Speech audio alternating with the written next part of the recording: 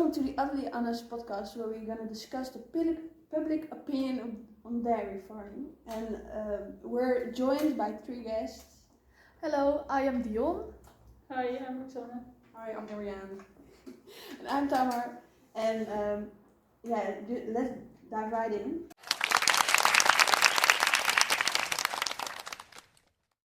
Why is animal welfare so important in farming today?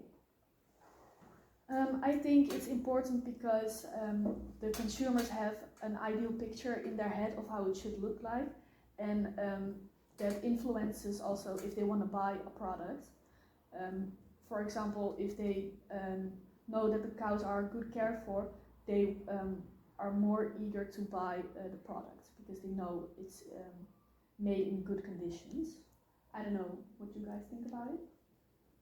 Well, I know on social media there's a lot of discussions and videos are getting shared very fast. So the consumers think a lot about welfare on dairy farms, and I think it's important that they should, but it's misinformation maybe. Yeah, people are trying to be educated, but a lot of videos spread untrue information, which makes it difficult to get a real picture of how it looks like on the farm.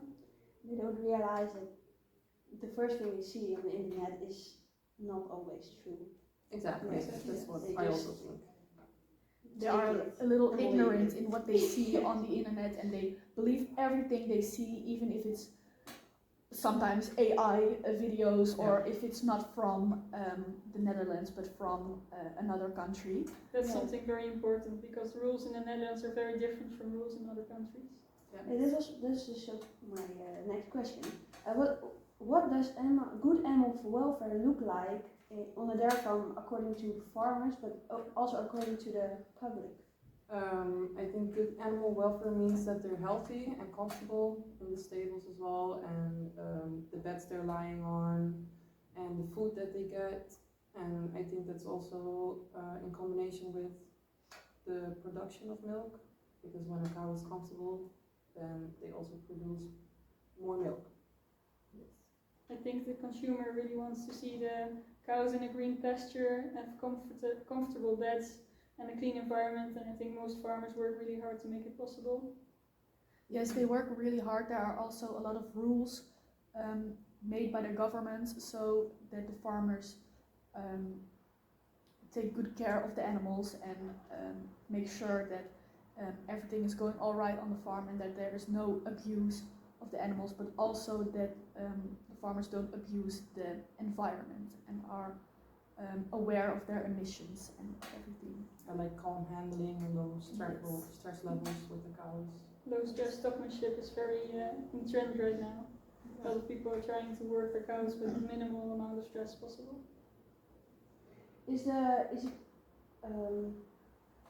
There are a lot of trademarks on dairy products. Is that because of the public, or is it because the public wants a certain product, or is it for the farm itself and the trademarks like Planet Proof? I think it's for the consumers, but also the government maybe, because they want an honest and clean product. And then it's important that we also think about the world and climate change maybe. That's also why they're the labels.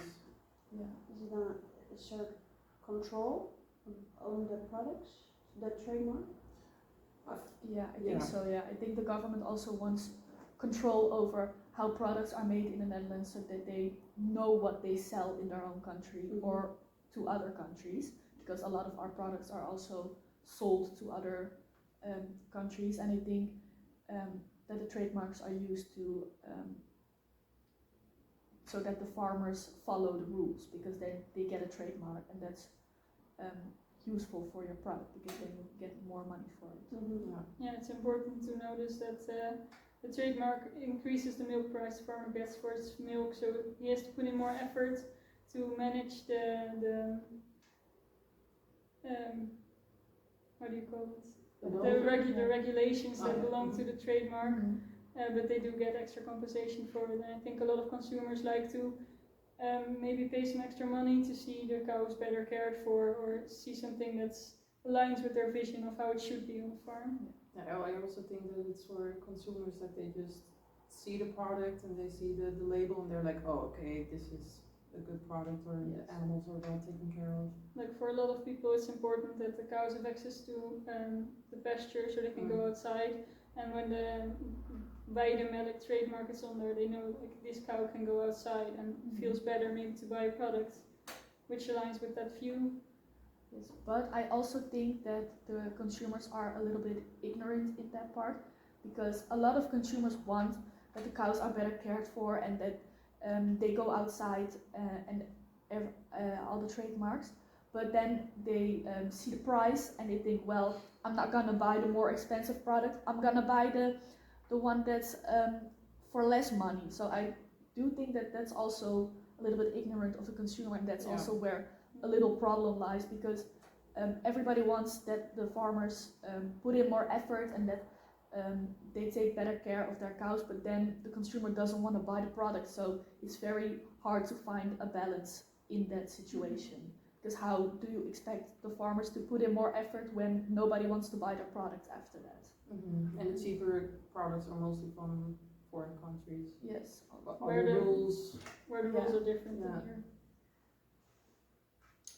We a while ago we did the topic of social media, and there's a lot that goes around social media. And what are the most shared public opinions on social media? What do they get first if you search? I think a lot of negativity. Yeah.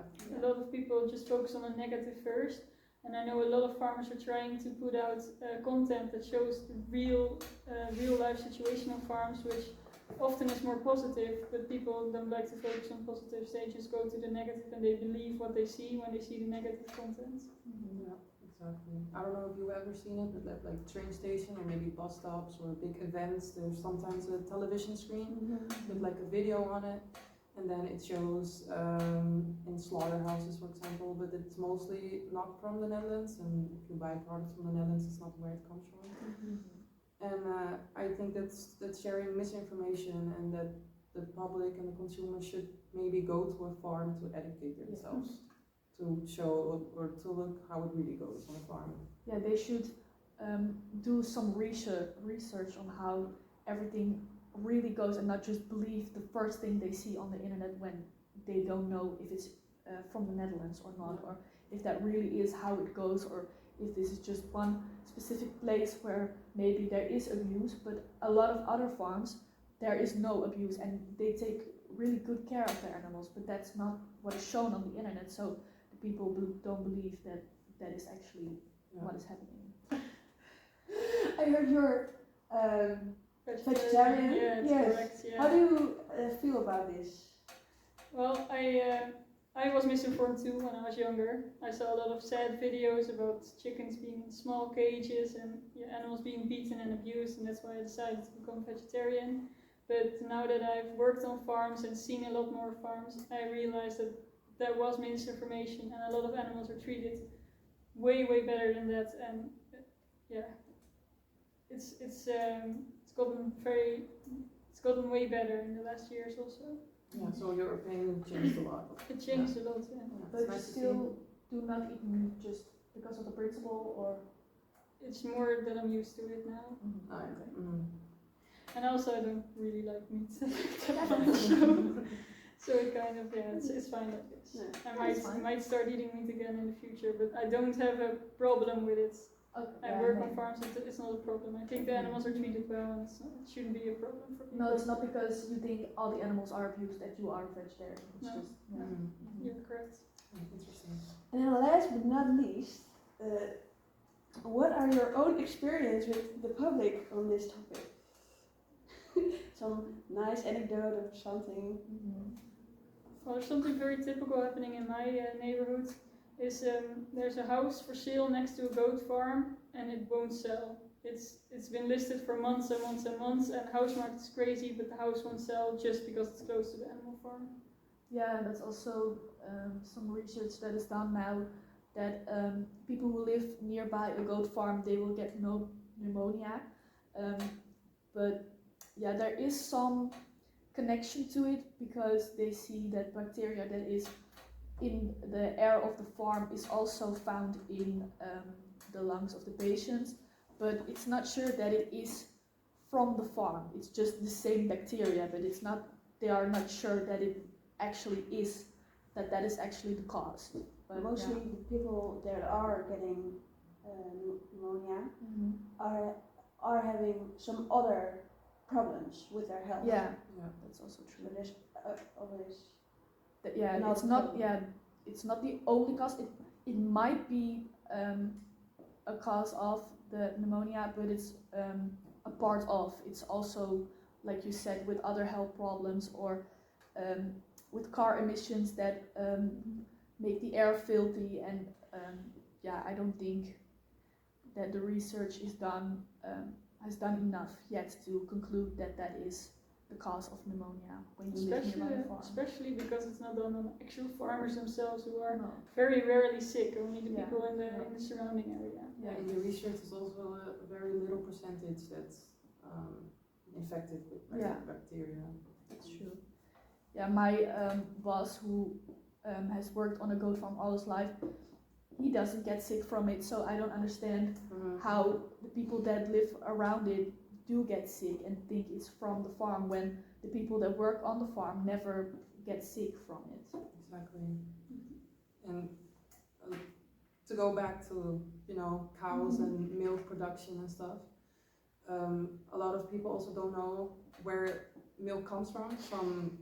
Well, children think that it comes from factories, Yes. and it's produced in factories. Or some people also don't know that they have to get a cow first to get in milk production. Also have that question. And a lot of people don't know how much management goes into managing the herd and the health of the animals, and you have to do this, you have to do that, and you have to look out for the negative energy balance and stuff. So Yeah, there really goes a lot into taking care of a cow, and then you have maybe 100 of them or more. So it's a lot of work, and people don't realize how hard we farmers work to put food on their table. Exactly. And the farmer takes care of its animals, and the animals take care of the farmer. That's all he said. Yeah, that's nice. That's a nice thing. Yeah. I like it. That's where we're gonna end. Thanks for watching this I have episode. one more question. Oh. How do you feel about farmers now that you've heard about this podcast? Oh yeah, Nice. good question. Think about it. Bye-bye. Bye. Thanks for